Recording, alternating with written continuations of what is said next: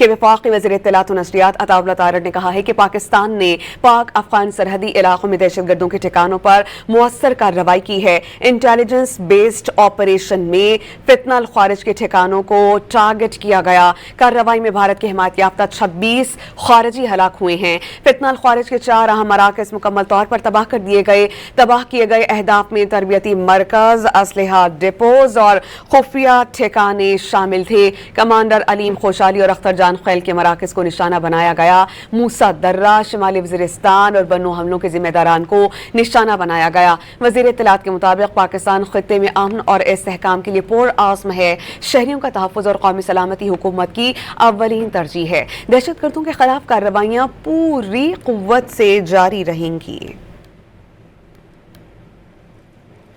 وفاقی وزیر اطلاعات و نشریات عطاءاللہ تارڑ نے کہا ہے کہ پاکستان نے پاک افغان سرحدی علاقہ جات میں دہشت گردوں کے ٹھکانوں پر مؤثر کارروائی کی ہے۔ انٹیلیجنس بیسڈ آپریشن میں فتنہ الخوارج کے ٹھکانوں کو ٹارگٹ بنایا گیا۔ کارروائی میں بھارت کی حمایت یافتہ 26 خارجی ہلاک ہوئے ہیں۔ فتنہ الخوارج کے 4 اہم مراکز مکمل طور پر تباہ کیے گئے اہداف میں تربیتی مرکز، اسلحہ ڈپو اور خفیہ ٹھکانے شامل تھے۔ کمانڈر علیم خوشحالی اور اختر جان خیل کے مراکز کو ٹارگٹ کیا گیا۔ موسیٰ درہ، شمالی وزیرستان اور بنو حملے کے ذمہ داروں کو نشانہ بنایا گیا ہے۔ وزیر اطلاعات کے مطابق پاکستان خطے میں امن اور استحکام کے لیے پرعزم ہے۔ شہریوں کا تحفظ اور قومی سلامتی حکومت کی اولین ترجیح ہے۔ دہشت گردوں کے خلاف کارروائیاں پوری قوت سے جاری رہیں گی۔ پاکستان خطے میں امن اور استحکام کے لیے پرعزم ہے۔ وفاقی وزیر اطلاعات و نشریات عطاءاللہ تارڑ کی جانب سے یہ کہا گیا کہ پاکستان نے پاک افغان سرحدی علاقوں میں دہشت گردوں کے ٹھکانوں پر مؤثر کارروائیاں کی ہیں۔ جو ایکسکلوزیو فوٹیجز شیئر کی گئیں ڈان نیوز سے وہ آپ اپنی اسکرین پر دیکھ سکتے ہیں۔ انٹیلیجنس بیسڈ آپریشن تھا یہ، جس میں فتنہ الخوارج کے ٹھکانوں کو ٹارگٹ کیا گیا، تباہ کر دیا گیا۔ کارروائی میں بھارت کی حمایت یافتہ 26 خارجی ہلاک ہوئے ہیں۔ میجر جنرل ریٹائرڈ طارق عزیز صاحب ہمیں جوائن کر چکے ہیں، اس پر ہم ان سے بات کریں گے۔ طارق رشید صاحب، بہت شکریہ آپ کے وقت کا۔ کیا کہیے گا کہ پاک فوج کی جانب سے ٹھکانوں کو ٹارگٹ کیا جا رہا ہے اور جو پاکستان کے امن اور استحکام کے ساتھ کھیل رہے ہیں ان کو ان کے منطقی انجام تک پہنچایا جا رہا ہے؟ بالکل، آپ دیکھیے، ہم ان کو منطقی انجام تک پہنچائیں گے، اور پاکستان کئی دفعہ افغانستان کی اس انٹرم گورنمنٹ کو بتا چکا ہے کہ آپ کی سرزمین پاکستان کے اندر ٹیررزم کے واقعات میں ملوث ہے۔ اب دیکھیں 9 جون کو جو واقعہ ہوا ایف سی کی پوسٹ پہ، فرنٹیئر کانسٹیبل کی پوسٹ میں انہوں نے موسیٰ درہ پہ اٹیک کیا، پھر 2 مئی کو دیکھیں انہوں نے وہیکل بون آئی ڈی کے ساتھ نارتھ وزیرستان میں کیا، 9 مئی کو دیکھیں بنو میں پولیس اسٹیشن پہ انہوں نے وہیکل جو بنی ہوئی تھی ایکسپلوسو سے اس کو اسٹرائک کیا۔ تو یہ تمام ان کے تانے بانے جو لوگ پکڑے گئے، ان میں سے جو زخمی تھے انہوں نے بتایا کہ ان کے ٹھکانے افغانستان میں موجود ہیں، اور ان کے جو صوبے ہیں خاص طور پہ خوست کا، پکتیکا کا اور کنر کا، یہ وہاں ان کے ٹھکانے ہیں، انہی کو انگیج کیا گیا ہے۔ یہ لاتوں کے بھوت ہیں، یہ باتوں سے نہیں مانیں گے، ہمیں انہیں آڑے ہاتھوں لینا ہوگا۔ اور جو سمپیتھائزر ہیں، جیسے دیکھیں بلوچستان میں نال کے علاقے میں 12 یہ مارے گئے، اس کے بعد 20 بعد میں انکاؤنٹر میں زخمی ہوئے، تو 32 لوگ اور کچھ بھاگ بھی گئے۔ اتنی بڑی تعداد میں دیکھیں یہاں پہ آ کے چھپ جاتے ہیں، جو انہیں پناہیں دیتے ہیں، جو ان کے سمپیتھائزر ہیں پاکستان کے اندر، ہمیں ان کا صفایا کرنا ہوگا، اور ہمیں متحد ہو کے اس دہشت گردی کے لعنت سے پاک زمین کو پاک کرنا ہوگا۔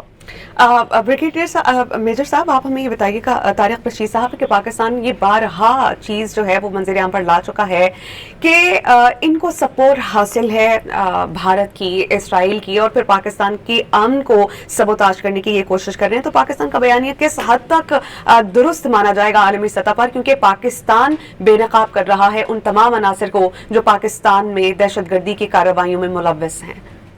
دیکھیں، یہ جو بی ایل اے جو بلوچستان میں خاص طور پہ دہشت گردی کر رہی ہے، اس کو پاکستان تو آلریڈی اس کو بلیک لسٹ کر چکا ہے، امریکہ نے اس کو بلیک لسٹ کیا ہے، ای یو نے اس کو بلیک لسٹ کیا ہے، برطانیہ نے اس کو بلیک لسٹ کر دیا ہے، آسٹریلیا نے اس کو کر دیا ہے، اور ابھی کل ہی خبر آئی کہ ان کے خوارجی نے جو امریکن کو کڈنیپ کیا تھا اس کو 42 سال کی سزا امریکہ کی عدالتوں نے دے دی ہے۔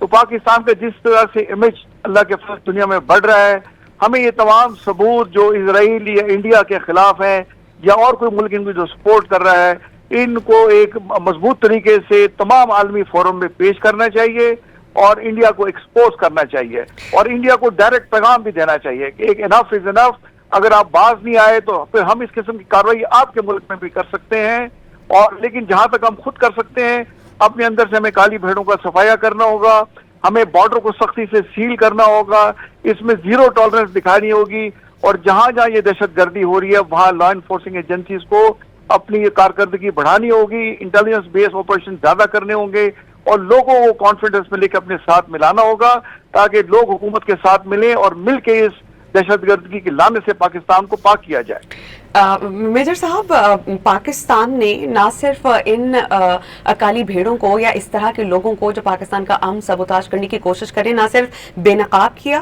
اپنا ایک نیریٹو بلڈ کیا، اور پھر کیا سمجھتے ہیں یہ ہماری کتنی بڑی سفارتی کامیابی ہے کہ ہم نے عالمی فورم پر آواز اٹھا کے لوگوں کو بتایا، اور پھر یہ کتنی بڑی سفارتی ہماری کامیابی ہے کہ ہمارے موقف کو مانا جا رہا ہے، تائید کی جا رہی ہے، اور آج پاکستان جس مقام پر ہے کتنی بڑی کامیابی ہے پاکستان کی۔